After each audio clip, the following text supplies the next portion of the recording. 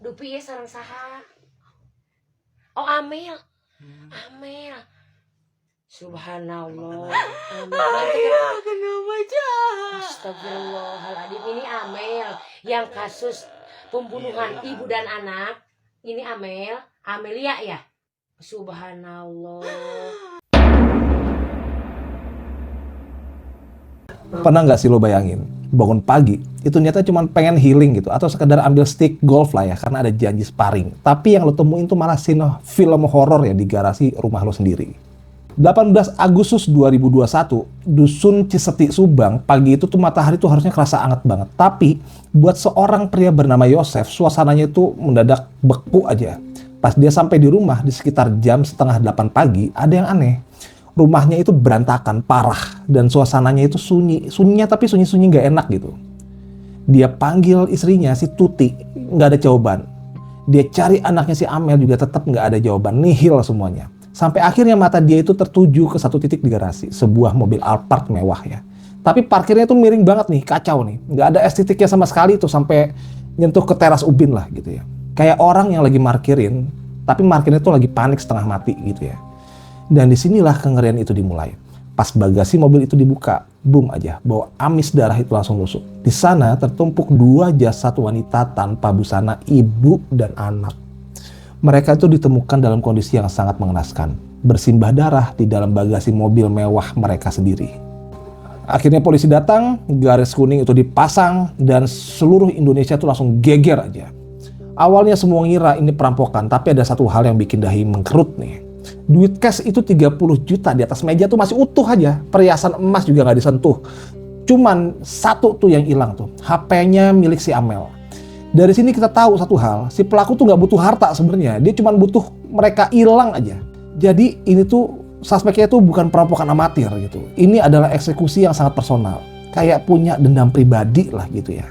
Oke, sekarang kita tinggalin dulu nih kengerian di garasi tadi. Mari kita zoom out dikit dulu ya, lihat siapa sih sebenarnya keluarga ini. Karena kalau lo lihat dari luar, mereka ini tuh goals banget gitu. Pengusaha, punya yayasan pendidikan lagi. Mobil mewah, pokoknya kelihatan aman lah secara finansial. Tapi kalau lo masuk lebih dalam, isi rumah itu tuh sebenarnya penuh red flag semua. Jadi si bapak nih, si Yosef nih ya, ini tuh punya istri pertama nih, namanya Tuti.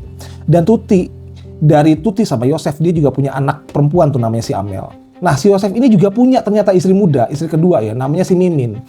Dari Mimin dan Yosef, dia tuh nggak ada anak kandung sama sekali, tapi ada anak tiri nih dari pernikahan si Mimin sama yang sebelumnya ya. Namanya Arigi Reksa Pratama dan Abi Aulia. Dan lo tahu kan gimana kalau ada 2 matahari dalam satu ekosistem? Udah pasti chaos lah semuanya lah. Istri tua sama istri muda ini tuh hubungannya tuh nggak pernah sinkron gitu, kayak selalu ada gesekan gitu ya. Dan titik apinya tuh ada di mana? Titik apinya tuh ada di yayasan. Ternyata selama ini yang megang kendali duit, yang jadi bendahara itu Ibu Tuti sama si Amel. Si istri muda yang dulu sempat ikut ngurus yayasan nih, tiba-tiba aksesnya diputus aja. Lo bayangin aja nih ya, gimana rasanya nih ya, akses cuan lo dihentikan secara sepihak. Di sini drama itu makin liar. Kabarnya hubungan mereka ini udah di level yang nggak cuman sindir-sindiran lagi, tapi udah penuh tensi. Si Yosef dia tuh kayak kejepit nih di tengah-tengah nih, atau mungkin dia tuh emang lagi milih pihak mana yang lebih menguntungkan lah buat dia lah ya bahasanya. Tetangga-tetangga juga sering dengar tuh selentingan kalau rumah tangga mereka ini tuh udah retak 1000.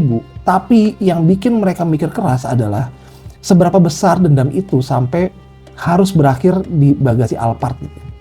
Apa ini cuma soal harta atau ada rasa sakit hati yang udah numpuk bertahun-tahun dan akhirnya meledak malam itu? Karena di malam kejadian, ada saksi yang lihat Amel tuh kayak sempat beli gorengan dalam jumlah yang banyak gitu. Kayak lagi nungguin tamu. Pertanyaannya, siapa tamu yang disambut hangat nih sama si Amel nih? Tapi ternyata bawa maut di balik kantong gorengan itu. Nah, di sini yang bagian bikin bulu kuduk lo beneran merinding nih ya. Kita panggil satu nama yang paling bedes di dunia forensik Indonesia. Namanya Dr. Hasri. Dia itu yang mimpin otopsi jasadnya Ibu Tuti sama si Amel. Dr. Hasri nemuin satu fakta yang gila banget. Timeline kematiannya mereka nih antara ibu sama anak itu nggak barengan. Ada gap lah waktu yang jauh. Ibunya nih si Tuti nih dieksekusi sekitar jam 2 dini hari. Dia tuh lagi tidur pulas, nggak sadar apa-apa dan langsung pergi tanpa sempat ngelawan gitu. Maksudnya kayak clean execution aja. Tapi si Amel ini yang paling nyesek. Amel itu baru dihabisi itu jam 5 pagi. Lo hitung sendiri deh, ada jeda 3 jam dari kematian ibunya. Bayangin 3 jam itu tuh Amel ngapain? Apakah dia sempat dengar suara gaduh di kamar ibunya? Atau jangan-jangan dia sebenarnya tahu apa yang terjadi tapi dia tuh nggak bisa lari sama sekali?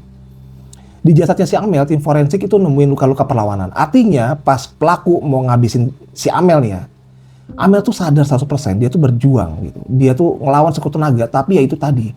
Bayangin mental seorang anak yang harus nunggu giliran mautnya sendiri selama 3 jam gitu ya. Di dalam rumah yang seharusnya jadi tempat yang paling aman tuh buat dia. Jadi menurut dokter forensik nih ya, Yosef itu masuk ke rumah gitu. Dia punya akses kunci kan. Dia tuh nggak sendirian. Ada Danu nunggu di luar. Nanti kita kasih tahu siapa Danu. Dia tuh yang bawain golok atas perintah Yosef. Ibu Tuti tuh lagi tidur pulas di kamarnya. Nggak ada perlawanan sama sekali. Pelaku tuh langsung ngantem aja bagian kepala Ibu Tuti. Entah itu pakai benda tumpul atau gimana ya. Diduga sih papan pencuci atau kayu gitu ya. Atau stick golf lah gitu. Setelah dipastikan gak bernyawa, itu jasad Ibu Tuti tuh diseret di kamar mandi tuh buat dibersihin. Pelaku tuh ngilangin semua jejak DNA atau sidik jari yang nempel di tubuhnya si Ibu Tuti lah ibarat kata gitu.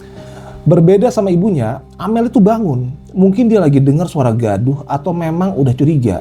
Pas dia mau lari atau mau ngelawan gitu ya, dia tuh dihadang tuh sama kakak tirinya lah atau adik tirinya ya. Amel tuh nggak langsung pergi, dia tuh disiksa dulu.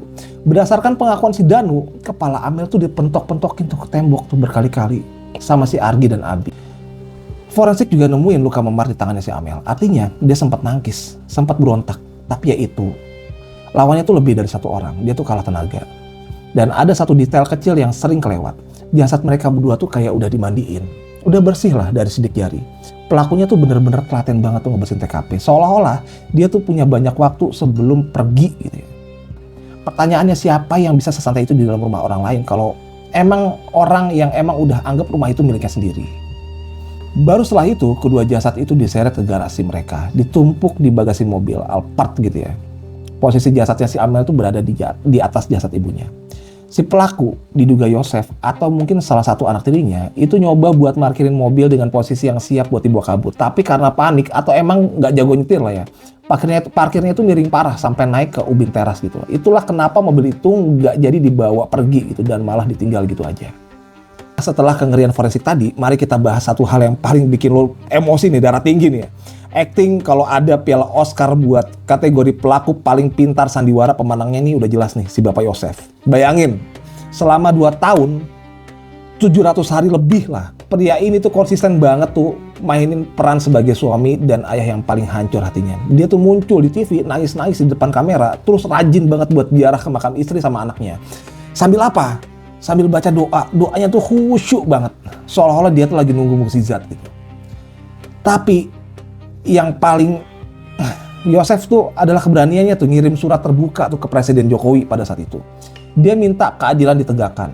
Dia minta pelaku ditangkap secepatnya. Satu Indonesia tuh kena gaslighting aja pokoknya.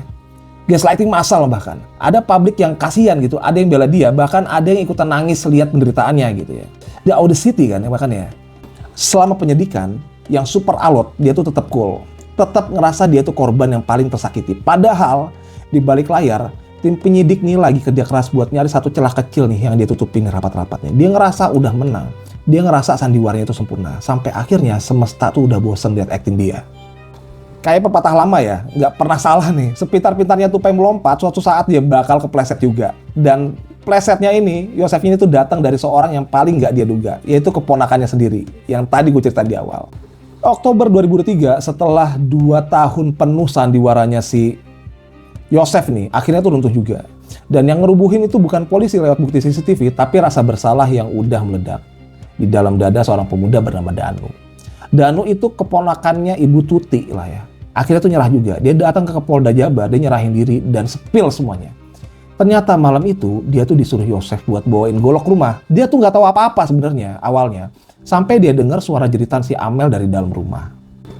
Pas Danu masuk, pemandangan yang dia lihat itu pure nightmare aja udah. Udah serem banget. Dia tuh lihat Amel tuh lagi disiksa sama 2 anak tiri si Yosef ya. Si Arigi sama si Abi. Dan yang paling gila, di pojok ruangan si Bapak Yosef tuh cuma berdiri aja sambil nonton. Dia mastiin eksekusi itu berjalan lancar. Nggak ada air mata, nggak ada belas kasihan. Yang ada tuh cuma tatapan kosong penuh ambisi. Danu tuh dipaksa bersihin darah Dia dipaksa bungkam dan selama 2 tahun itu mereka hidup normal seolah-olah nggak ada darah di tangan mereka. Tapi ya itu tadi, semesta itu punya cara sendiri buat balas dendam. Sekarang Yosef, Mimin, dan anak-anaknya udah pakai baju oranye semua. Semua akting nangis-nangis mereka di makam itu udah expired aja. Tapi di balik semua kerja keras polisi dan forensik ada satu sisi gelap yang bikin publik benar-benar merinding. Katanya Amel sendiri tuh yang ngomong ya soal siapa pelakunya. Jauh sebelum Danu itu nyerahin diri. 1 bulan setelah kejadian, tepatnya September 2021, sebuah video tuh mendadak viral di TikTok. Ada seorang perempuan bernama Ina yang tiba-tiba kesurupan hebat. Dia tuh nangis-nangis sesenggukan, suaranya tuh parau dan dia teriak kayak tolong bantu saya sakit gitu, sambil nangis-nangis lah di situ. Di sampingnya ada seorang praktisi spiritual nih yang nanya, ini tuh siapa? Amel ya? Dan bener aja sosok itu ngangguk lemas. Iya katanya. Yang bikin Indonesia gemetar adalah pasti tanya siapa yang ngelakuin ini. Sosok yang diduga arwah Amel itu menyebut 2 nama gitu. Ayahnya sendiri dan ibu tirinya. Dia bilang kepalanya itu dipukulin. Dia bilang dia nggak kuat. Di video itu sosok Amel itu ngegambarin dengan detail gimana rasa sakitnya pas malam itu. Secara hukum emang jelas nih, ini tuh nggak bakal bisa jadi barang bukti di pengadilan. Polisi mana yang mau dengar kesaksian dari orang kesurupan?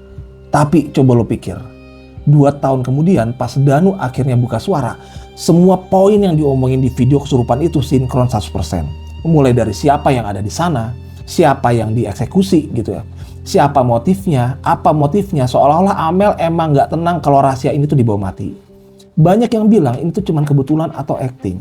Tapi buat gue, ini adalah cara semesta ngasih petunjuk lewat jalan yang nggak masuk akal. Karena emang sehebat apapun lo bersihin TKP pakai air dan deterjen, lo nggak akan bisa bersihin suara korban yang emang nuntut keadilan gitu dari dimensi lain. Pada akhirnya doa Yosef itu di makam itu akhirnya dikabulin ya sama Allah ya. Dia bilang semoga pelakunya itu cepat ketangkep. Well, selamat Pak Yosef, doa Bapak itu manjur banget. Tapi buat diri Bapak sendiri, ternyata musuh yang paling bahaya itu bukan orang asing lah yang masuk lewat jendela, tapi orang yang punya kunci cadangan buat masuk ke hati dan ke rumah lu. Gue Randi, dan ingat satu hal, kebenaran itu mungkin lambat, tapi dia nggak pernah tersesat. Stay safe everyone. Selamat malam.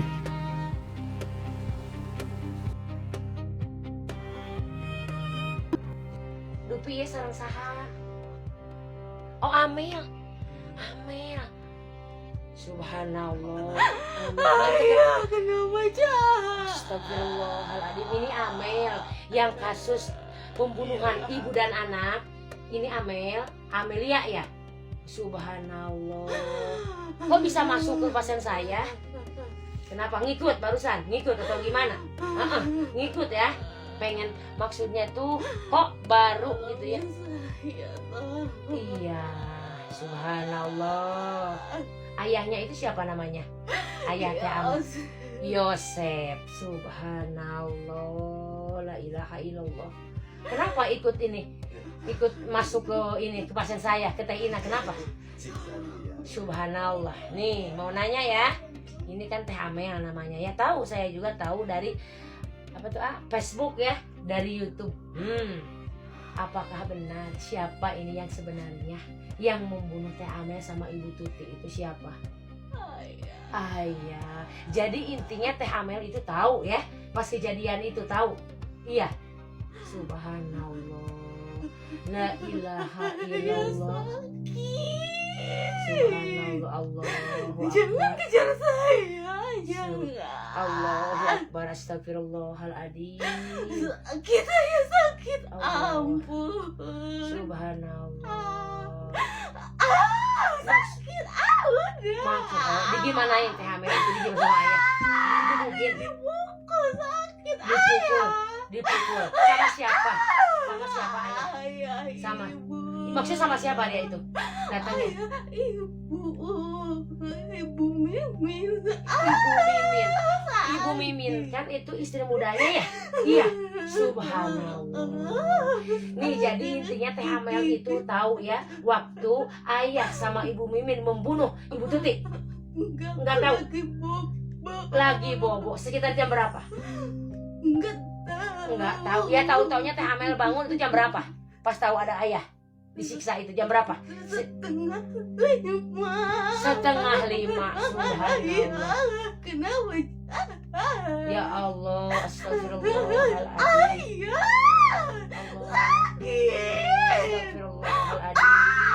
Allahu Akbar, astagfirullahaladzim. Ya Allah. Sakit ya Allah. Emang maaf tapi ya, emang ada masalah.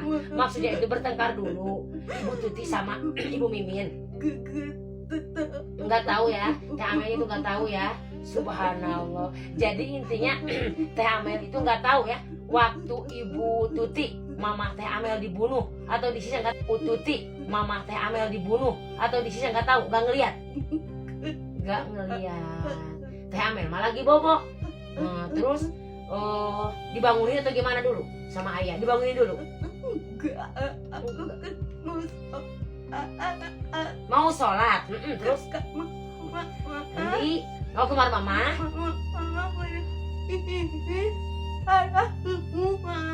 Astagfirullahaladzim. Aku lari. Ibu Titi ngejar. Oh, ngejar Teh Amel. Ngejar Teh Amel. Iya, subhanallah, la ilaha illallah. Allahu Akbar. Iya, terus itu biada banget ya. Terus itu katanya nih ya, kata di Facebook, nggak tahu betul nggak tahu enggak, itu baju Teh Ame sama baju Mama Tuti itu diituin ya, dibuka semua gitu, ditelanjangin maksudnya gitu, betul? Subhanallah, dikemanain itu bajunya ya? Subhanallah. Sampah kresek. Subhanallah. Terus itu juga katanya ada yang parkirin mobil cewek, tapi mungkin itu dia Ibu Mimin. Subhanallah. Pas itu Teh Amel waktu 4:30 mau sholat subuh datang dulu ke kamar Mama Tuti. Iya, pas itu Mama udah meninggal. Terus itunya masih ada ayah sama Bung Min ada ini darah lagi ngebersihin darah. Subhanallah, la ilaha illallah. Terus Teh Amel bilang apa? Oh, dia turun di Nya di Alpa, abdi teh sungan teh Alpa teh. Teriak. Teu caket bumi. Iya, teriak Teh Amel. Subhanallah. Terus teriak terus gimanain? Ibu teri itu Bu Mimin gimana? Dikejar kaki aku dapat langsung ditumbuk. Oh loh, ya Allah, ya. Disiksa ayah. Subhanallah, tega biadab ya Allah. Kok baru sekarang aneh? Apakah ini ditutup ya? Kan biasanya kalau meninggalnya kayak gitu suka itu ya 1-2 hari suka masuk kayak gini. Kok sekarang malah lama? Baru sekarang ditutup apa gimana ya? Ditutup ya? Ada yang nutup ya?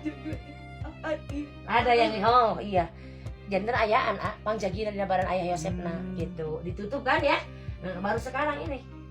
Paling 2 harian kemarin katanya korinnya Ibu Tuti juga masuk ya. Jadi kan demi untuk membantu kepolisian. Mudah-mudahan cepat tertangkap ya Teh ya. Subhanallah. Saya juga orang sini Teh Nung ya, orang Wanayasa. Apa enggak Wanayasa? Apa enggak Teteh Wanayasa ya? Daerah Ciracas, Cipanas, apa enggak? Ikut berduka cita. Subhanallah, biar cepat ketangkap ya. Ya Allah, ya Rabb, astagfirullahaladzim. Barusan ini masuk ngikut ke pasien saya, ini masuk gimana? Oh, ini pas ningali video. Oh, ini video. Jadi Pas di lihat YouTube. videonya. Teh ini yang lihat video gitu. Oh, subhanallah. Kamari sonten. Akbar.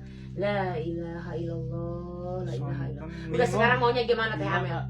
Mau ini Teh Amel belum sempurna ya? Belum sempurna ya? Belum punya tempat ya? Tapi sama ibu nggak? Sama-sama nggak? Bersama ya? Mana ibunya mana?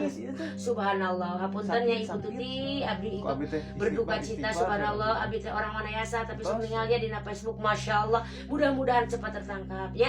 Memang panginten masyarakat sadayana oge tos naonnya, naonnya, atos menyangka lah nya moal saha gitu. Ngomong panginten tos aya ieu nama mudah-mudahan sih yang keungkap gitu. Oh itu mama ada, mama itu tapi nggak tahu Teh Amel mama itu dibunuhnya itu pakai apa, nggak tahu ya, nggak tahu. Subhanallah.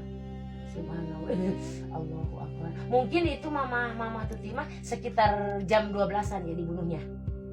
Mungkin itu teteh Amel itu nggak ngedengar suara apa gitu. Waktu jam 11, jam 12 sampai jam 5 itu nggak dengar apa-apa. Nggak. Oh jauh kamarnya. Oh kamar teh Amel di depan. Nah kamar mama Tuti mah di belakang. Subhanallah. Emang berdua di rumah. Ya Allah. Itu kakak siapa? Kak Yoris di mana? Di mana dia? Kasomalang. Subhanallah. Ya Allah ya Rabbi. Ya Allah. Masih kulayaban tacan sampurna. Itu Billy. Nih, gini aja sekarang mah ya. Biar membantu polisi, ya kan orang itu nggak sama ya teh ya. Ada yang percaya, ada yang nggak, betul nggak? Ya. Nah, mendingan saya izinin teteh Amel itu masuk. Korin teh Amel itu masuk ke siapa kek? Kalau misalkan ke saudara atau enggak ke anak. Kan Ibu Min punya anak kan? Ibu Min punya anak yang dari suami dulu. Anaknya laki-laki 2. Ya, masuk kayak ke situ. Sanggup nggak? Dijagain anak mata sekali aneh oke gitu. Subhanallah. Kalau ke tetangga kek, intinya gini aja. Kalau misalkan ada polisi, ada apa ke rumah ke TKP, maksudnya ke siapa aja masuk. Oh udah ke saudara. Di situ ada polisi nggak? Ada polisi nggak? Waktu ada polisi, gimana menanggapi? Kapan? Teh Amel masuk kapan? Udah lama ya. Subhanallah. Kok tega banget itu bapak sendiri. Sebagai penutup ada satu dalil Al-Quran yang seolah menjadi pengingat abadi bagi siapapun yang merasa bisa lolos dari pengadilan dunia. Dalam surat An-Nisa ayat 93 Allah berfirman, dan barang siapa membunuh seseorang mukmin dengan sengaja maka balasannya ialah jahanam yang kekal di dalamnya dan Allah murka kepadanya dan mengutuknya serta menyediakan azab yang besar baginya.